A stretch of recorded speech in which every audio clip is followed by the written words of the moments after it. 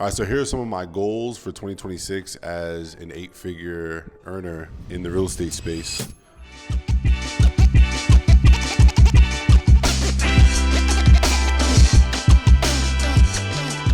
And I'm going to be writing down personal and business, so you can help me kind of list them out. It's not a long list. This is one of the first years where 2025 we face some challenges, personal and business as well, to where we have unfinished business. So a lot of the goals aren't necessarily new. It's a short list, but it is a very powerful and important list because of some of the stuff that we didn't do in 2025 that I want to make sure that we do this year. So let's get started. I want to put a little title here.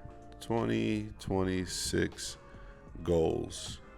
Writing on camera is going to be different for sure. So let's split this up. We're going to go personal because one of my goals, ironically, is putting myself first and being intentional about personal goals. So we're going to go personal first, and then we'll do business over here on the right side. I want to make sure I write nice and neat. So on the personal side, we talked about this yesterday, but vacation. And typically before 2025, I would do 4 trips a year minimum, which is basically like a quarterly trip. It could be out the country, in the country, but I unplug for at least 4 days. Another one is, I'm gonna just write in my own language. I put hoop consistently. As an entrepreneur, we always treat entrepreneurship like a sport. So, we don't take on like side hobbies, especially not consistently and intentionally. Obviously last year when I tore my Achilles, it was in the second game of me trying to make this my 2025 goal of like playing consistently, not just to play basketball. For those of you who don't know what hoop is, that's basketball. This is me drawing a little basketball, which actually could be a baseball, but whatever. Yeah, that was a 2025 goal. I unfortunately got hurt, so that's something I want to be, now that we got a whole calendar year to do it, like this is something I want to bring back into my life, not just because it's basketball, but also because it's something that's not entrepreneurship. It's something that's not business, right?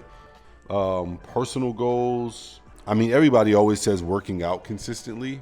I don't have a consistent workout problem, but like I do at the same time. And I think it's because I'm not training for something. So I actually think that playing basketball, I'm going to put strength, explosiveness training. I'm going to put a star next to that because I want that to be a more specific goals. Like when you're creating a goal, specificity is half the battle. I think that's where a lot of people go wrong in creating goals, but I do want to become stronger and more explosive, like an athlete, right? Become an athlete.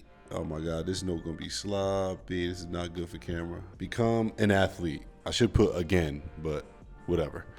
Another personal goal. I'm happy with my diet. I could put just like elevate my fashion, which is like not letting my beard get all as crazy as it typically gets, or not letting the cul-de-sac come out. And it's a bad habit. It's not good for networking, brand building, or marketing at all to be out here with the cul-de-sac. Nothing sexy about the cul-de-sac. So I'm gonna put daily appearance. This is something I struggle with because it's like that 30 minutes you spend on yourself can be spent over here on the business side, and that's literally my problem. We gotta stop doing that. Same thing with fashion. I can just wear the same Lululemon set every single day and be happy and save myself time over here, but ultimately the goal is like if I treat myself better, the business will grow, right? That's not even including the effects of how you look to other people and how much your brand grows, etc. So daily appearance, elevate my fashion, dress better each day, train to become an athlete again, play basketball consistently. I think I'm gonna draw another arrow, good God.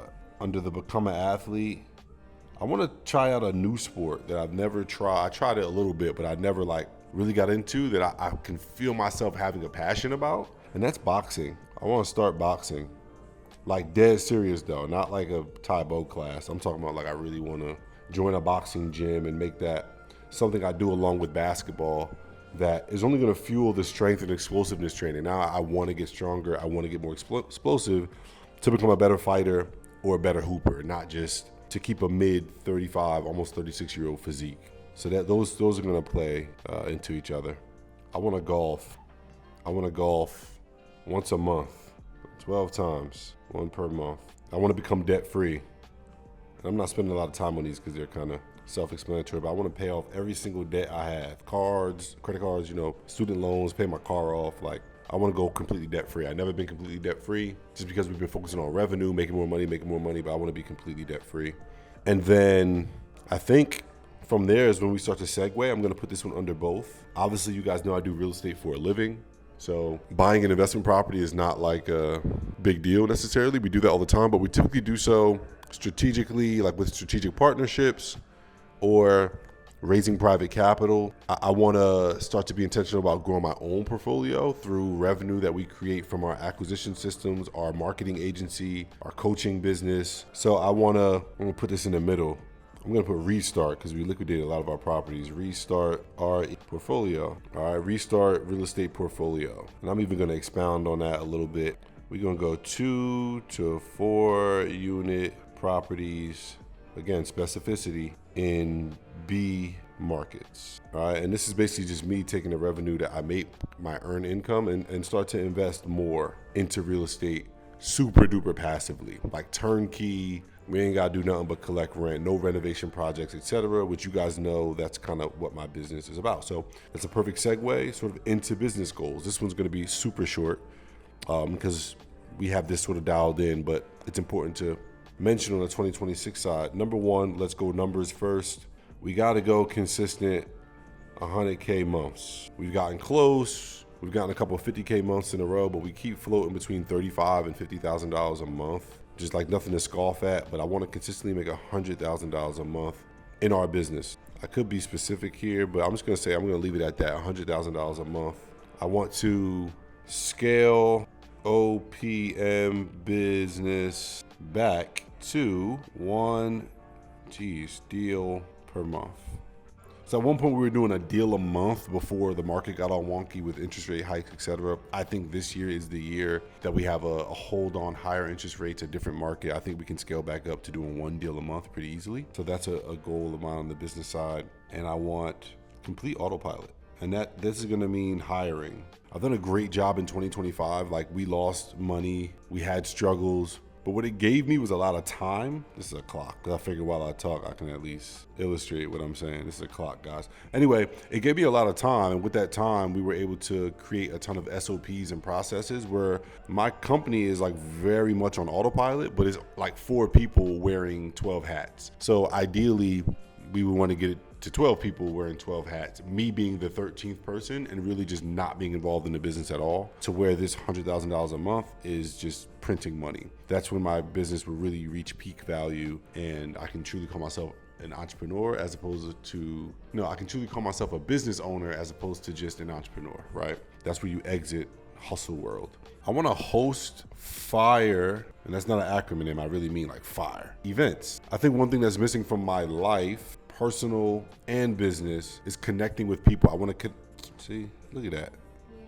Connect with more people. I want to connect more. Like, if you're watching this, if you stayed this long for this video, that means you like me.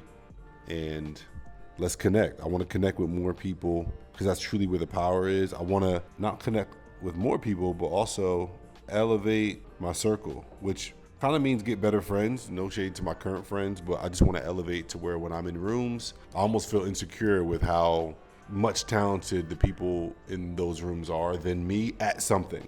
You got to be more handsome than me, stronger than me, more in shape, make more money, have a bigger and better business or something. I'm not in enough of those rooms, so that's something I definitely want to do more of. So elevate my circle.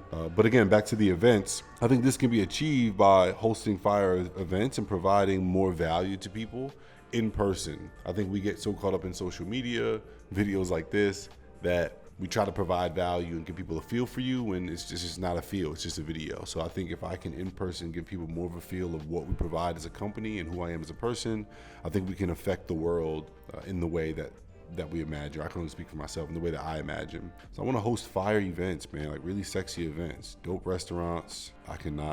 Scenic trips, exclusive meetups. Like, these are the things I feel like the business is missing. Grassroots. What else did we say along these lines yesterday? Like, I remember back in the day when we were flipping like 2 houses a year, when we would finish the flip, and it was all pretty and done. We would host an event there, have champagne, have everyone who was involved at the event, contractors, real estate agent, whoever was involved. And it was just really nice. We would invite them and their families, have a couple snacks, some champagne, take a big picture, and that was the event. But it was really grassroots and really like showed appreciation to the people who worked on those projects and really just kept us excited for the next project.